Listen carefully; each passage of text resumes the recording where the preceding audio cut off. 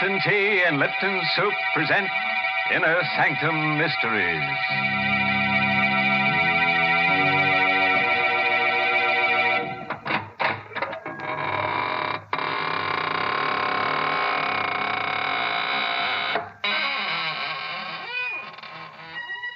Good evening, friends of the Inner Sanctum.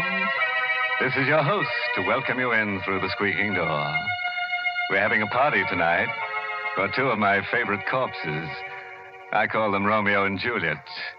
They're newly deads, you know. Yes, she's the daughter of a famous society murderer, and he's the pride of the East Side morgue. Oh, they're so happy together in their mausoleum built for two. And you should see the bridal casket. Shame on you, Mr. Host, making fun of such a tragedy. But, Mary, it was a touching ceremony. Of course, I stood up for the groom. Naturally, the poor fellow couldn't stand up for himself. Oh, please. It's an occasion for tears, not for laughter. That's right, Mary. Why, when the bride appeared wearing her grandmother's shroud, everyone had to be cheered up with Lipton tea. Now, that's enough. I will not have Liptons mentioned at a time like that. Lipton tea is for people who know how to enjoy life. These are the folks who really appreciate Lipton's famous brisk flavor. Yes, that word brisk. B-R-I-S-K makes a big difference when you're sitting down to a cup of hot tea. Brisk means that Lipton tea tastes fresh and full-bodied, never flat or wishy-washy. I wish you'd try Lipton's, folks, even if you're not a regular tea drinker, because you just don't know how good tea can be till you know how good Lipton's is. Well, Mary, let's tee off into tonight's story. It's called The Shadow of Death, and it's an original radio play by that boogie-woogie man, Robert Sloane. Yes, and our star tonight is Richard Widmark, who plays the role of Howard. All set? Then turn off the lights and let in the shadow of death. On a lonely dirt road that borders the village cemetery, a single car slows to a stop and parks in the moonless night. Inside it, a man leans back in his seat and reaches for the hand of the girl he loves. Howard. Yes, dear? Why did you stop here? The cemetery's right over there. Oh, I didn't notice. You drove here last night, too. Did I? Yes. Well, you're not frightened, are you? Tonight I am. You've been so strange, so far away. I feel as if I hardly know you. Darling, you mustn't feel that way. What's the matter, Howard? There's something on your mind. I'm going away, Marie. Oh, no. And I'm not coming back. Howard, why? Well, I don't really know if I can explain it. It seems so incredible, and yet I know it must be true. What? Something I've discovered about myself. Something strange and frightening, Marie. Wherever I go, I seem to cast a shadow. A shadow of death. I don't understand. No, I didn't either at first. I thought it was just a strange coincidence. But it isn't. It's me. I bring death wherever I go. Oh, Howard, you don't really believe that. Well, how can I believe anything else? Haven't you noticed what happens to every living thing I have around me? No. I can't keep a pet of any kind, a cat or a dog. Even a plant dies when I have it in the house. Oh, darling, that's just your imagination. You've been working too hard. You need a rest. No, I'm going away, Marie. I don't want any harm to come to you. Oh, no, please. Nothing's going to happen to me. This is just... What's the matter? Well, nothing. I was just looking at the flowers in my corsage. Good heavens. They're dead.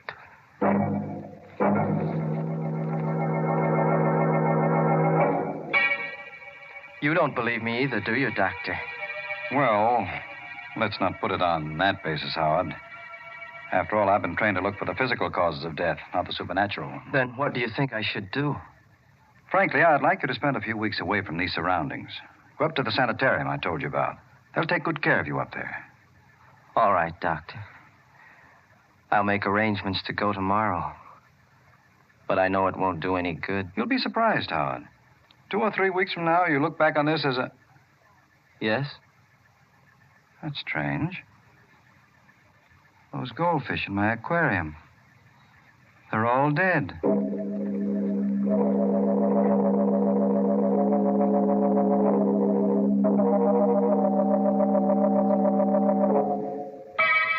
Tell me the truth, Howard. Are you comfortable here in the sanitarium? They don't believe me. They don't believe that people die when I dream about them. People die? Yes, didn't you know that? Every time I have a dream about someone, it's a sign of death. And the next morning when I wake up, I look in the obituary column and I see the name of the person I dreamt about. Oh, Howard, what have they done to you here? Nothing, only they don't believe me. The dreams, I mean. I had to prove it to them this morning. And it made me feel very bad. What made you feel bad? The dream I had last night. I killed a man, Marie. What? I killed him in my dream. Oh. He was a good friend of mine, too. He lived right across the hall. Oh, Howard, please. You've got to get hold of yourself. But I'm afraid, Marie. I don't want to dream anymore. Oh, darling, I can't bear to see you this way. What way? I'll get you out of here. I promise, Howard. I'll get you out of here today.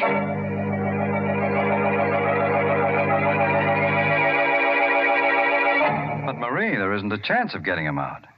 He may have to stay in this institution for months. Oh, no.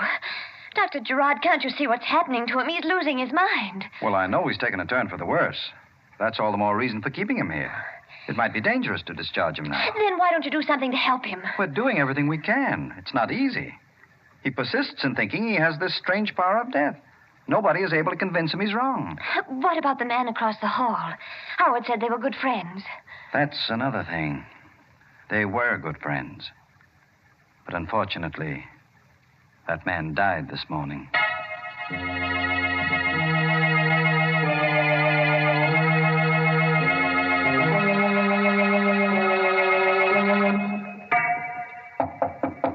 Come in. Good morning, Howard.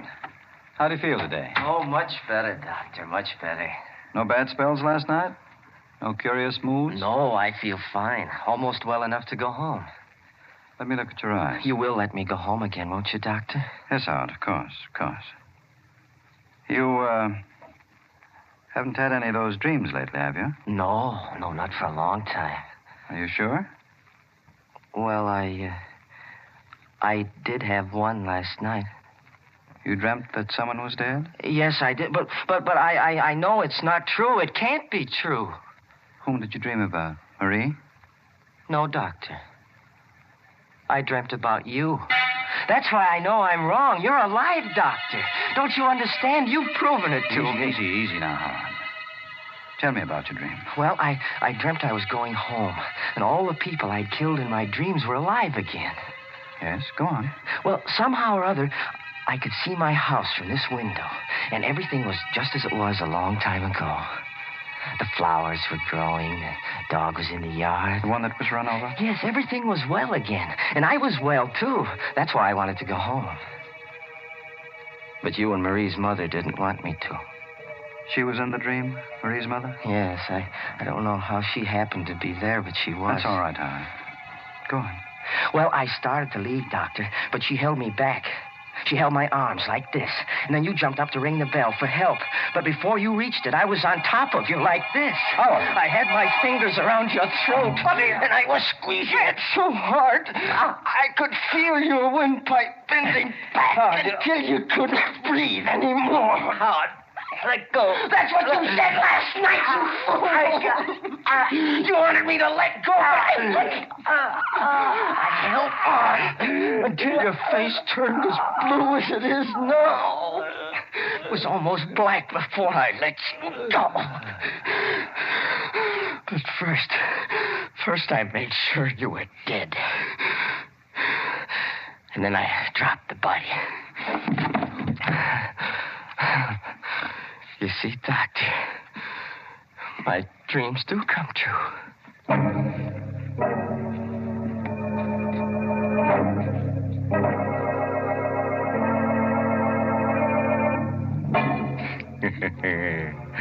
Well, have you had any good dreams lately? Howard has. And you know, his dreams don't need interpretation. No, they need cremation. Say, it's a lucky thing that guy works on the night shift. It'd be awful if he had daydreams, too. Good gracious, yes. His dreams not only walk, they commit murder. Mary, I was about to say that. Please leave the jokes to me. How would you like it if I talked about tea? Hmm? Well, for goodness sake, I listened to the story, too. And I must say I'm glad I'm not his, dream girl. That does it. Friends, let me tell you about Lipton tea. All right, you win. But it's only because I have something important to say about Lipton's. Folks, did you know that Lipton's is the largest selling brand in the whole world? Yes, and the reason for that is Lipton's well-known brisk flavor. You know, that word brisk is the tea expert's word for tangy, full-bodied tea, for Lipton tea. Lipton's is always fresh and spirited, never flat or wishy-washy. That's why lots of people drink it not just at meal times, but whenever they're taking it easy for a minute during the day. So, folks, try Lipton's and get acquainted with that brisk flavor. Well, let's get back to our dream man and find out what he does in his waking moments. When we left him last, he had just done a little manual work on Dr. Gerard's windpipe. And now, as the good doctor lies comfortably on the sanitarium floor, Howard is in the process of going through his pocket. Well, I'll have to have the keys to your car, Doctor. I'll need them to get back home. I hope you won't mind if I hide you under this bed. It may take them a little bit longer to find the body if I do. But... Yes, who is it? Dr. Frisbee, Howard. May I come in? Well, yes. Yes, I'll open the door. What is it, Doctor? Well, I was looking for Dr. Gerard. I thought he was in here. Oh, yes, he was a moment ago. I think he went down the hall. No, I just came from there. I guess he went back to his office. Oh, yes, I guess he did. How are you making out, Howard? Fine, Doctor, fine. You seem a little nervous. Your hands are shaking. Oh, well, You see, you've dropped your keys. I'll get them. It's all right, Howard. I wasn't going to take them away from you. But I am wondering how you happen to have any keys in your possession. Well, they're not really mine. Whose are they, Dr. Gerard's? Yes, he left them here. I mean... You mean, you stole them from him? No. Now, come, Howard. You can't expect me to believe Dr. Gerard would give you any keys. Now, you'd better let me have them so I can give them back. But I didn't... Let me have them, Howard. Thank you. You won't tell him I took them, will you? No, Howard, I won't tell. But please don't take them again. I'll go anyway. I'll get out onto the road and I'll get a hitch, yes, sir. I'll get away. I've got to speak to Marie.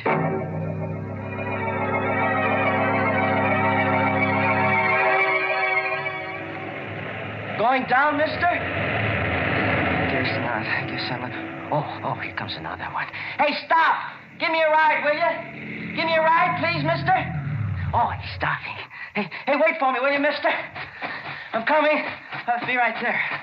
Oh, gee, thanks, mister. You going into town? Yes, Howard, but you're not. Dr. Frisbee. Yes, I've been watching you ever since you took those keys. I thought you'd try something like this. Well, I had to, Doctor. I understand. Better get in the car, Howard, so we can talk this thing over. All right. You know, it's silly to run away from our place up there. If you really want to go home, all you have to do is ask. I did ask. When? This morning. Oh, wait a minute. Don't start the car. Why not? There's a truck coming. In back. Where? Oh, Howard! Let go of me, Howard! I've got to have this car, Doctor. When I'm finished with it, I'll return it to you.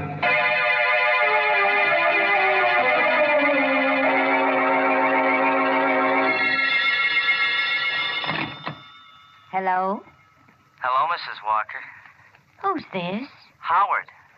You remember me, don't you? Howard, where are you? In a telephone booth around the corner. You're not in the sanitarium? No, I've been discharged. Dr. Gerard said I could go. You mean you're well again? Yes, I'm completely cured. Oh. Oh, I see. You don't sound very happy about it, Mother. Where's Marie? She's out on a date. When will she be back? Well, I don't know, Howard. She didn't say. I've got to see her again, Mrs. Walker. I've got to see her once more before I die. Before you die? Yes, I haven't much longer to live. Now, where is she? Well, I think she said she was going to movies. You're lying. I'm not, Howard. I just can't be sure. But if you go to the theater, you might find her there. You don't want me to see her, do you? No, not until I've spoken to Dr. Gerard. Why? Don't you believe me? Don't you believe I'm well again? No, Dr. Gerard... Never mind what he said. Mrs. Walker, you mustn't dislike me.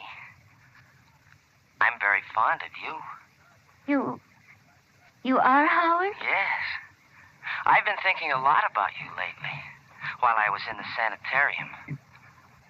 Last night, I even had a dream about you.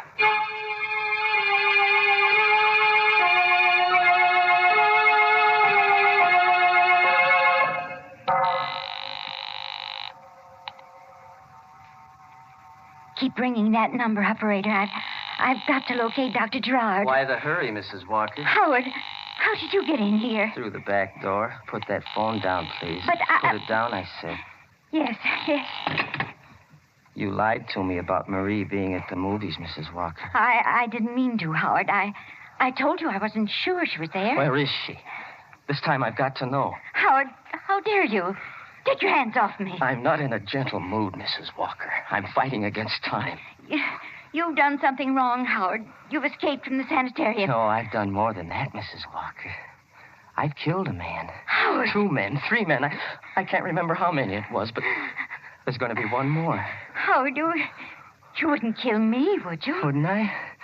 What have you done to deserve your life? Let it ring. But that may be my call. Your call is coming now, Mrs. Walker. Howard, please, put down that knife. Will you tell me where Marie is? I told you I don't know. I don't know. Then I'll wait for her. Right here. Howard, you can't. No, you can't. Oh! Yes, I can, Mrs. Walker.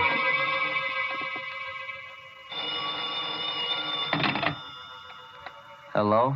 Hello, this is Dr. Frisbee Sanitarium calling. Is Mrs. Walker there? I'm sorry. You have the wrong number.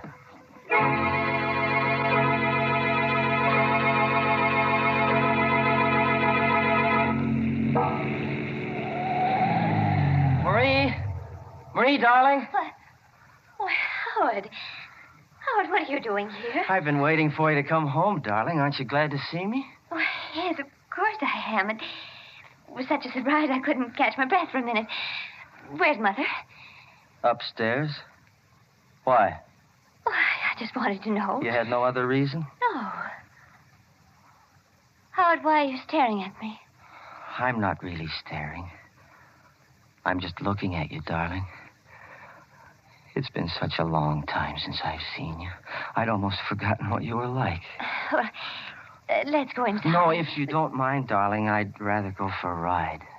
You're all right, aren't you, Howard? I mean, you're completely well now. Oh, can't you see I am? Yes, but yes. Then let's not wait any longer, darling. Come on, we'll go for a ride.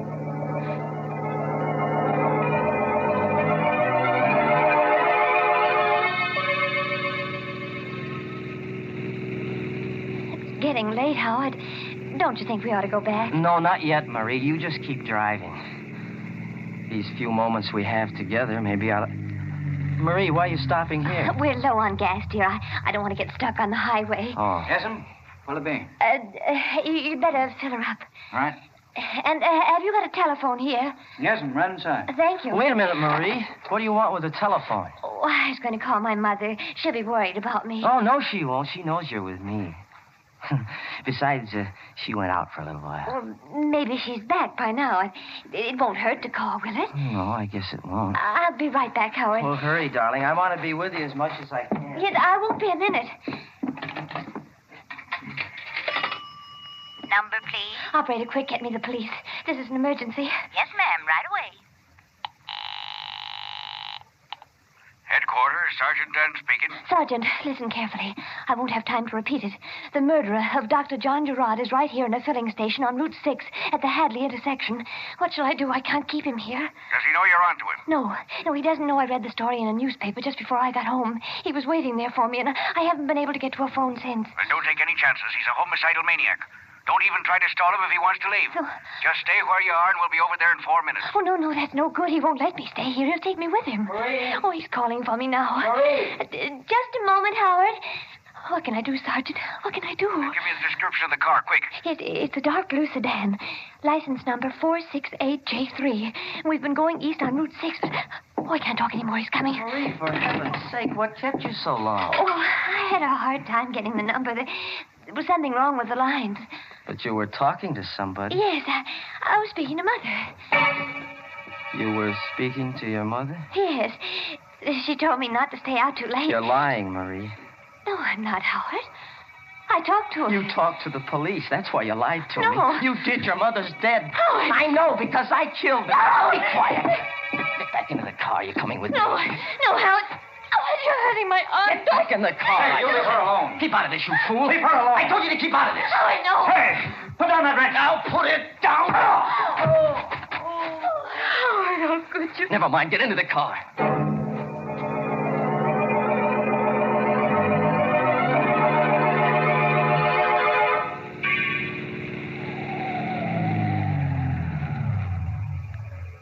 Howard, why are you stopping here? Don't you know where we are, Marie? This is the cemetery. Where we stopped before. Yes. I like it here. It's so quiet and peaceful among the dead. Let's walk through the grounds. Howard, please. Why not, Marie? We're among friends. So many of our loved ones are buried here. It's nice to be near them. Come on, Marie. All right, Howard. You know, darling, we haven't much more time together. The shadow of death has fallen across our path. You said something like that before, but you never told me why. I'm being selfish, Marie. I know I have to die, and I want you to come with me. Why do you have to die, Howard? Because I haven't been true to myself, darling. I haven't been true to this power I have. The power of death? Yes. I've helped it along sometimes. Like that dream I had about my friend in the sanitarium. Like the flowers in my garden. Like those fish at Dr. Gerard's. You killed them? Yes. I knew they were going to die. But I shouldn't have helped them. That's why I'm being punished. But, Howard, why are you punishing me? I don't want to die alone, Marie. We've been away from each other so much, darling. I want us to be together from now on. But... Don't be afraid, darling. I'll be gentle, Marie. So gentle. But you're making a mistake, Howard. No. You are. You've forgotten what you've done. You can't kill me, darling. Why not? Why, good heavens, Howard, don't you remember? Don't you remember that day at the sanitarium? You said you dreamt about me. No.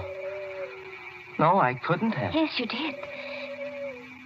Didn't they tell you what happened? No. Your dream. Your dream, it was true. That's why you can't kill me now. Marie, you mean... Yes, Howard. I'm dead. I can't believe it. Oh, you must believe it. Here. Look at this tombstone. My grave is right here. No. Read what it says. Read the name on it. It's your name, Marie. Your name. Marie Walker. Yes. Then you really are dead. I told you I was, Howard. The shadow of death passed over me. Then let it pass over me. Hey, got him, Sam. Got him the first shot. Keep out of the way, miss. He may not be dead yet. No, I'm sure he's dead. Well, you certainly had a close call. Took us all this time to locate your car. Finally spotted it on the road. You all right? Yes, sir, I'm all right. Yeah. The name of my grandmother's tombstone saved me. How's that? Oh, it doesn't matter. Say, that's funny. What? This guy was shot through the shoulder. My bullet wounds weren't serious enough to kill him. What do you mean? Well, I know it sounds crazy, but my shots didn't kill him. He was dead before I hit him.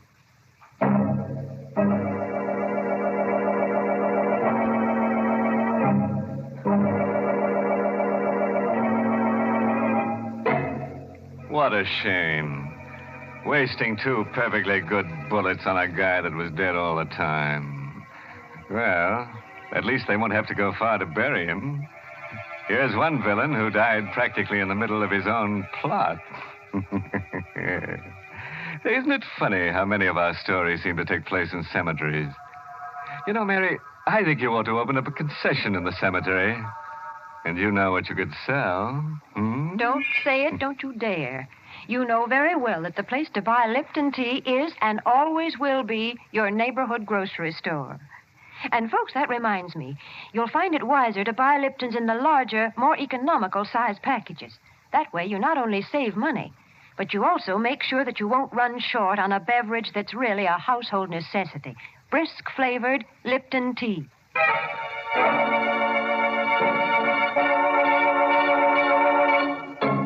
Well, before I put the skeletons back in their closets, I'd like to give you a parting word of advice. A body should never be left alone at the morgue at night. After all, it might become slab happy. Oh, by the way, this month's Inner Sanctum mystery novel is The Whistling Legs by Roman McDougald. Yes, and let me tell you about next week's Inner Sanctum story. Directed by Hyman Brown and brought to you by Lipton Tea and Lipton Soup. You know, usually our stories are about people who lived 6 feet under the ground. But for next week, we've dug a lot deeper. In fact, it takes place in China. And as a special added attraction, we've unearthed a new kind of character for you. Unearthed is right. This guy's been dead for 20 centuries. And now it's time to close the squeaking door, so good night. Pleasant dreams.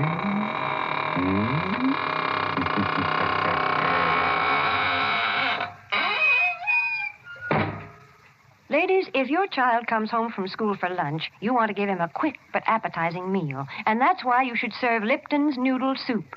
You see, Lipton's takes no time to prepare, and yet it has a fresh-cooked, old-fashioned chickeny flavor, and it's just swimming with tender golden egg noodles. Your children will love Lipton's grand homemade taste. So don't forget to serve Lipton's noodle soup. And don't forget to tune in next Tuesday night for another Inner Sanctum mystery. This is CBS, the Columbia Broadcasting System.